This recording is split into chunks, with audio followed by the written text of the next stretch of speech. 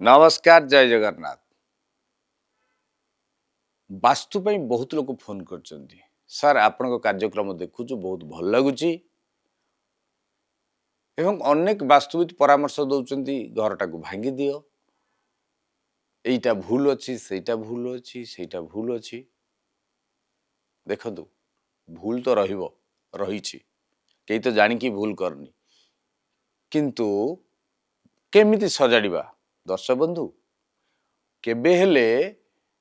वास्तु जदि भूल अच्छी ताकू भंगारुजा करवा उचित नुहे केबे भंगारुजा करा जाए नाही आमर जदि मुंड काम करनी कौन मुंड को काटिदेबा कि ना मुंडे आउटा कर जोड़ीदबा ठीक है जीवो नहीं दर्शक बंधु यह केवल लैक ऑफ नॉलेज ज्ञान अभाव ये सब कथा कही था जदि वास्तु को विचार करवा तेबे वास्तु रे केबे हेले ईशान्य कोण रे पूर्व भाग रे अग्नि कोण रे दक्षिण रे नैऋत्य कोण रे उत्तर भाग रे पाईखानार स्थान नाही जदि रहिछि तेबे अशांति मारात्मक रोग स्वामी स्त्री रे विच्छेद संतानर स्थिति बहुत खराब होता है जदि एमिति रहिछि तेबे घर को एनर्जी बैलेंसिंग करने सहित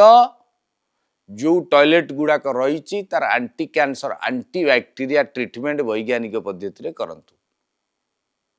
करने सहित आपण घर को सफा सुतरा जदि रखती तेबे देखिए जो स्वास्थ्य समस्या आसूची आर्थिक स्थिति खराब होउची से सबुरु मुक्ति मिल जाओ एवं समस्या मध्य मिलिबो मुक्ति जीवन रे सफलता ही सफलता मिले एवं मुख्य द्वार रे खंडे तंभार पात्र गोटे स्क्वायर साइज रो तंभार पात्र चांदीर खंडे पात्र एवं कंसार बा पितलर खंडे पात्र तीनिटी पात घर बाहर पटे लगे दिंतु एवं आंब पत्रर ध्वजा बा आंब पत्रर हारटीए प्रति संक्रांति रे घर द्वार देश लगातु जदि पारिबे स्वस्तिक अंकन करके लगातु घरे सफलता ही सफलता आपण भाभी नथिबे आपण कोन सफलता मिलिबो आपण भाभी नथिबे आपण को सफलता कौन मिल करिक देखंतु जदि नुआ घर तैयारी करचंती कौन सी वास्तु टॉयलेट सब ठीक ठाक थिले मध्य किंतु समस्या आसुची तेबे भूमि परीक्षा करई नियंतु जदि सब ठीक अच्छी तापरे समस्या आसुची तो पारिस्परिक परिस्थिति आपन समस्या आसुची घर सम्मुख भाग रे चांदीर पितलर एवं तंभार तीनटा स्वस्तिक लगे देखंतु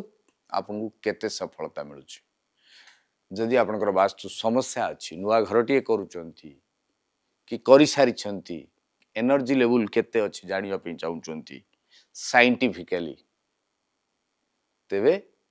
हैप्पी लिविंग एस्ट्रो वास्तु सदा आपन सहित आज ही जोगाजोग करंतु हैप्पी लिविंग एस्ट्रो तले जो नंबर दिया से जोगाजोग करंतु आपन सफलता पे आमर अनेक टीवी रे कार्यक्रम मध्य दउची आपन देखंतु आपन जीवन में थिबा समस्या को सहज सरल उपाय रे समाधान करि परबो हैप्पी लिविंग एस्ट्रो वास्तु सदा आपन सहित जय जगन्नाथ।